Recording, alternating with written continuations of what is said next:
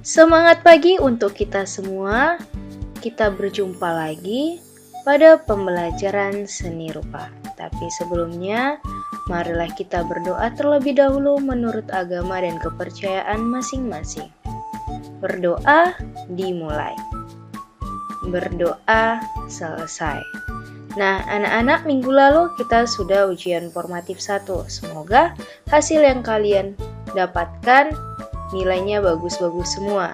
Dan hari ini kita mau belajar tentang menggambar komik lanjutan dari pertemuan 6. Dan tujuan pembelajarannya bisa kita perhatikan sama-sama. Sebelum kita memasuki materi hari ini, kita mau mengulang dulu pengertian komik dan syarat membuat komik. Nah, komik merupakan karya seni yang memuat komposisi antara huruf dan gambar. Komik disebut juga cerita bergambar. Komik dibuat dalam berbagai ukuran sesuai kebutuhan. Ada komik dengan cerita dalam bentuk buku, ada juga dengan cerita pendek atau selembar kertas. Menggambar komik perlu ketelitian dan ketekunan dalam membangun karakter dan tokoh dalam ceritanya. Sedangkan syarat atau langkah dalam menggambar komik, yang pertama menentukan topik dan tujuan, yang kedua membuat kalimat singkat dan mudah diingat, yang ketiga menggunakan gambar, dan yang keempat menggunakan media yang tepat. Nah, itu merupakan syarat dan pengertian menggambar komik. Nah, jenis-jenis komik ada apa aja? Mari kita perhatikan sama-sama. Berdasarkan media penampilannya ada komik buku, komik strip, dan komik online atau komik web. Yang pertama kita mau bahas komik buku. Komik buku adalah suatu cerita yang berisikan gambar-gambar, tulisan, cerita yang dikemas dalam sebuah buku. Buku komik sering kita jumpai, bahkan sering kita baca. Yang kedua ada komik strip, yaitu sebuah gambar atau rangkaian gambar yang berisi cerita.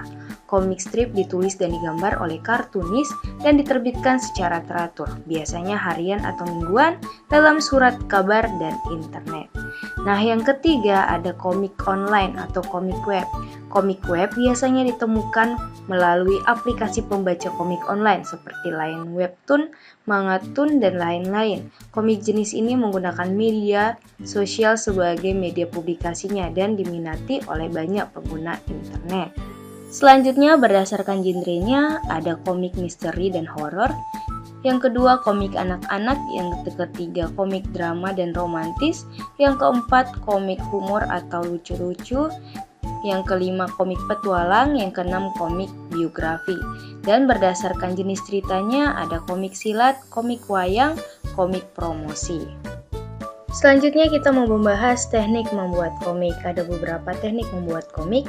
Yang pertama teknik tradisional seperti yang sudah kita bahas di pertemuan ke-6. Teknik tradisional yaitu membuat komik dengan peralatan yang dipakai dan bahan tradisional seperti pensil, pena, drawing pen, tinta tahan air, tinta Cina atau tinta India, dan lainnya. Jadi, teknik ini membuat komik secara langsung ataupun manual menggunakan alat pensil ataupun teknik menggambar yang biasa kita lakukan. Yang kedua ada teknik digital. Apakah itu teknik digital? Nah, teknik digital membuat komik dengan murni digital tanpa menggunakan alat dan bahan tradisional sama sekali. Misalnya, menggambarnya menggunakan tablet atau komputer.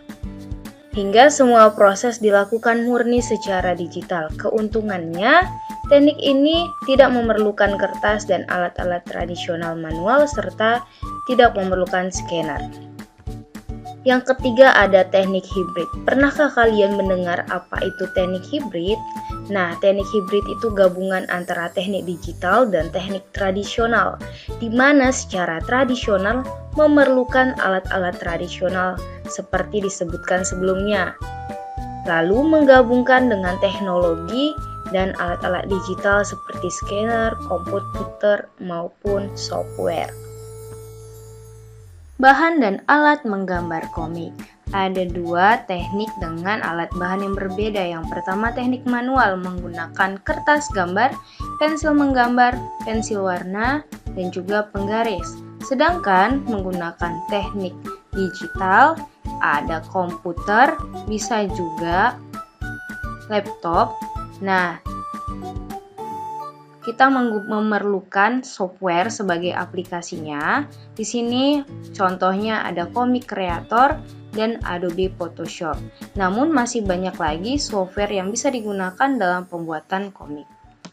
Sekilas mengenai komik ataupun tambahan materi hari ini. Dalam membuat komik kita memerlukan balon kata, teks, ucapan seperti gambar yang di bawahnya. Yang kedua, manga yang sering kita dengar itu berasal dari bahasa Jepang, adalah komik atau novel yang dibuat di Jepang. Yang ketiga, perkembangan komik saat ini banyak didominasi oleh karya-karya luar negeri, contohnya seperti Jepang. Yang keempat, orang yang membuat komik disebut komikus. Yang kelima, komikus memiliki pandangan makna dengan mangaka dalam bahasa Jepang dan komik artist dalam bahasa Inggris. Sehingga di dalam bahasa Indonesia, sebuah komik dibuat oleh seorang komikus. Sedangkan di Jepang, manga dibuat oleh seorang mangaka. Dalam menggambar komik, hal yang penting yaitu panel komik. Panel komik adalah kotak-kotak untuk meletakkan dialog dan gambar dalam komik.